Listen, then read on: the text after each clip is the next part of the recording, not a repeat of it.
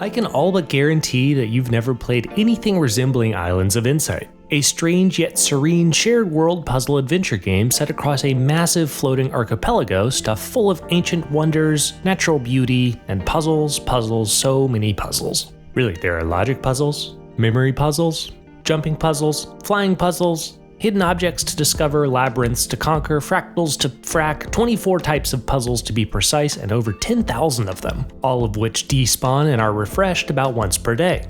They say in open world games that the player should find something interesting every 15 seconds or so.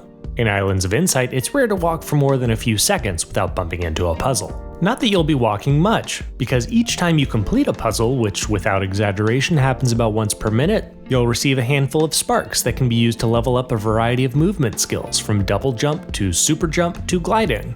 I gained the power to fall with style about an hour and a half into my 10 plus hours with the game, meaning most of my non-puzzle solving time in Islands of Insight was spent soaring amongst the clouds as I traveled about the game's 5 distinct biomes and 20 plus enclaves, each of which introduces a new puzzle type or key mechanic, like finding hidden rings you can fly through.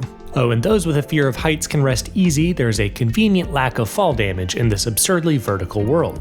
So if all that is the intricate and inventive world that's fun to explore thanks to often breathtaking visuals and of course the mind-boggling number of puzzles, most of which strike that perfect balance between challenging, intuitive, and satisfying, and the rich soundtrack and high-quality sound effects are the very good, what's the less good? Well, for starters, Islands of Insight is arguably the least multiplayer game I have ever played. It presents you with this awesome world that's teeming with strangers and begging to be explored with friends, but lacks an even optional chat function, instead restricting players to unobtrusive emotes. This decision was an intentional one, as the developers have stated that they never wanted the game's multiplayer elements to intrude upon what is ultimately a serene single-player adventure. Which is fine, but I suppose begs the question of why? Why go through all the trouble of creating multiplayer infrastructure for a massive shared world game to then turn around and intentionally de-emphasize that core vision?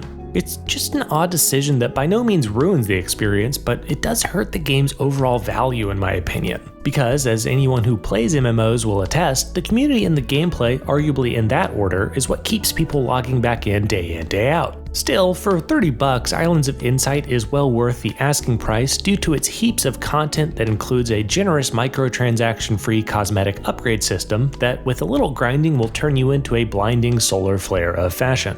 As for playability, I did encounter occasional spurts of framerate lag and some rubber banding, but most play sessions were pretty smooth. That leaves us with objectives and story. Based on some light text-based lore building here and there, I've gathered that this archipelago is more dream than reality, forged from the jumbled up memory fragments of a spectral entity who once inhabited our world. This would explain why you might see lush tropical foliage sprouting up from otherwise arid desert sands adjacent ancient Egyptian monuments, or hanging Chinese gardens in a Pacific Northwest forest.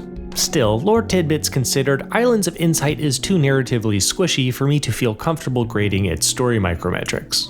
This hands-off, open-ended approach suits the game's world building and mechanics just fine, but without a clear story you really just exist to solve puzzles, meaning there's not a whole lot of variety to the game's objectives. Overall, I personally enjoyed this relaxed approach, but I could see non-puzzle lovers losing interest after the initial wave of novelty wears off. So, after averaging up our micrometrics, Islands of Insight gets the strong aggregate megascore of 3.9 out of 5, and I'm happy to answer any questions you have about the game or my review. Until next time, this is Scope, and thanks for watching.